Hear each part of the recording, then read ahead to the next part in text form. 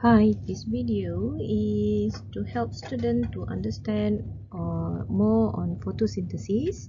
For the first subtopic, overview of photosynthesis. Learning outcome is to outline the complete process of photosynthesis, which involve light-dependent and light-independent reaction.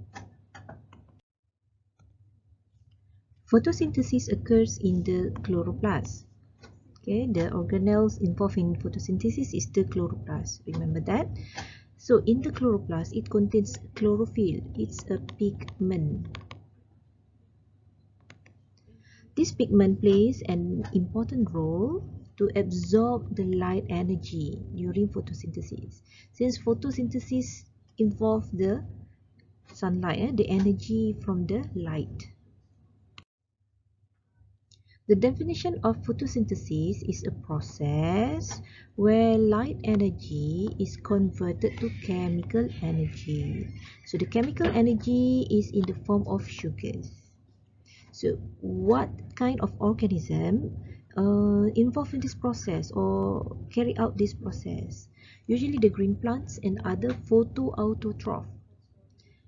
Photoautotrophs, okay, the chemical energy is formed from carbon dioxide and H2O using the energy from the sunlight. So it's a process by which light energy is converted to chemical energy from carbon dioxide and H2O in the presence of sunlight. This process occurs in plants, algae, any unicellular protists which have pigments, chlorophyll pigments or photosynthetic pigments, and also some photosynthetic bacteria. These are some examples of photoautotrophs, either on terrestrials, the plants, or algae in the ocean or in the aquatic environment, and also some bacteria, right? So let's look at green plants. Green plants produce organic compounds in the form of glucose and oxygen. So the product would be glucose and oxygen, or carbohydrate and oxygen from CO2 and H2O. So plants, the autotroph will use up the carbon dioxide in the atmosphere and oxygen and produce glucose, convert them to glucose and oxygen. So the oxygen will be released to the atmosphere and used by another other organism. This is the equation of photosynthesis. Let's look at sunlight. Sunlight is the light sunlight is the light in the form of electromagnetic energy. So the light has an energy. Dia punya the wave dia kan gelombang. So the electromagnetic energy, also known as the radiation, electromagnetic radiation. So this electromagnetic energy travels in waves. The distance between the peaks of electromagnetic waves is called the wavelength. Wavelengths range from less than a nanometer to more than a kilometer. The entire range of radiation is known as the electromagnetic spectrum. So these different wavelengths will produce different kinds of color of the light. Gamma rays have the shortest wavelength, while radio waves have the longest wavelength. And there are also some wavelengths that did not produce any colors. Okay, yang ada color tu adalah spektrum cahaya.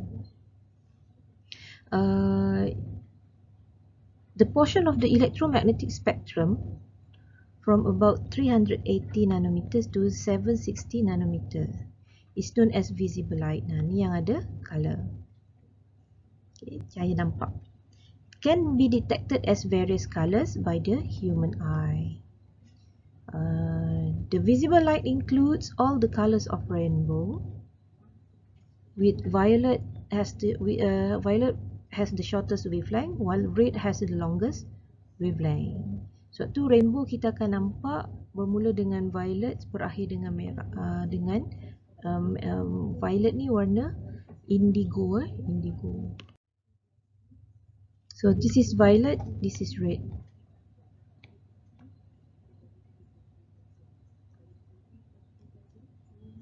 Visible light is here only. The other one is invisible light. Light is composed of photons, the energy, the particles of energy. The energy of photon is inversely proportional to its wavelength.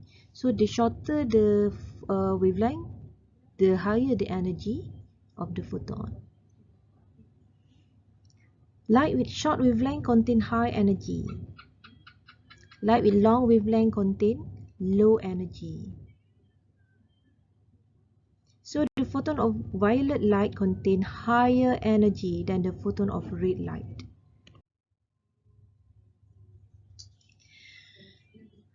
There are two stages of photosynthesis. The first one is the light-dependent reactions. From the name itself, it means that it depends on the presence of light. So this reaction occurs in thylakoid membrane and require light energy, while light-independent reactions are also known as Calvin cycle. Okay, Calvin cycle. This reaction does not depend on light. It occurs in the stroma of chloroplast. So you have to look back to the structure of a chloroplast. Light-independent reaction does not require light energy, so it can occur whether there is a presence or absence of light, regardless of presence of light. Okay, this is the chloroplast. Chloroplast, remember, chloroplast has double membrane, inner, outer. This is the thylakoid membrane. A stack of thylakoid is called granum. So light energy will be absorbed by the thylakoid pigments that's located on the thylakoid. With the presence of water, then light-dependent reaction occurs and produce these molecules. These molecules will be used in the Calvin cycle, occurs in the stroma. So the light-independent reaction will produce organic molecules and use up the carbon dioxide absorbed from the atmosphere. So light-dependent reaction is a stage of photosynthesis that convert light energy to chemical energy. So the chemical here is not yet the glucose, but it's in the form of NADPH and ATP. So remember, these are the two products produced from the light-dependent reaction. Oxygen is released as byproduct. NADPH and ATP are produced will be used NADPH and ATP that are produced will be used in the light-independent reaction or the Calvin cycle.